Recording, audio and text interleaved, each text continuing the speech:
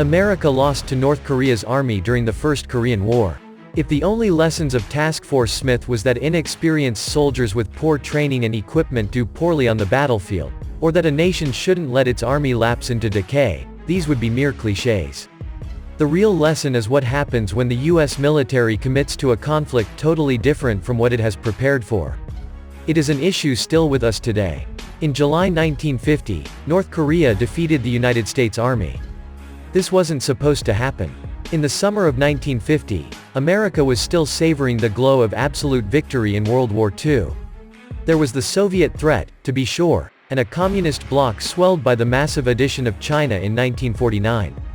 But the United States still had the bomb, and the B-29s to carry the bomb, and the world's most powerful navy besides.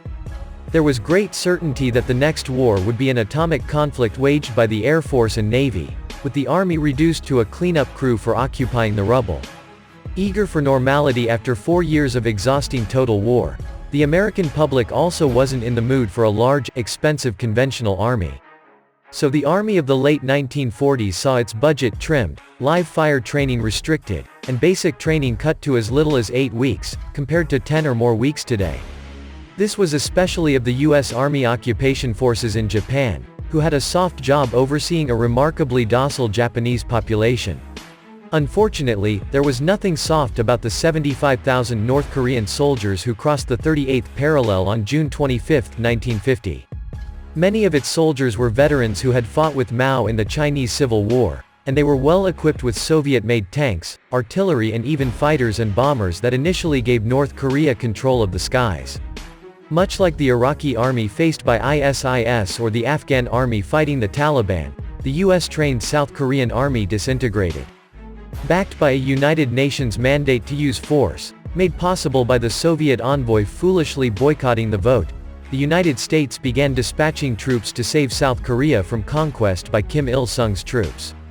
Naturally, the first to arrive were occupation troops airlifted from nearby Japan. By July 1st, American combat boots were on the ground, in the form of Task Force Smith, a scratch force commanded Lieutenant Colonel Charles Smith that was centered around 2 understrength rifle companies from the 21st Infantry Regiment of the 24th Infantry Division.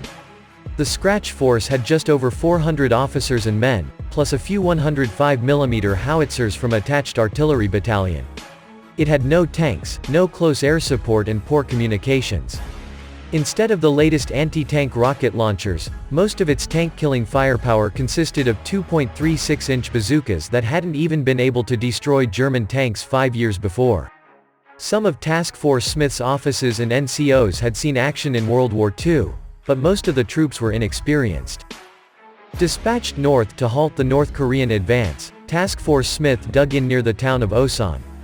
On the morning of July 5, a column of North Korean T-34-85 tanks from the 105th Armored Division attacked in what would be the first U.S. ground action of the Korean War. What happened next seems inevitable in hindsight. The U.S. howitzers had heat anti-tank rounds, but only a few, and too few to stop the North Korean tanks from overrunning the American positions. The tank assault should have been repulsed by Task Force Smith's bazookas, except that the rockets couldn't penetrate the armor of the Soviet-made vehicles. At the same time, Task Force Smith also faced encirclement by North Korean infantry.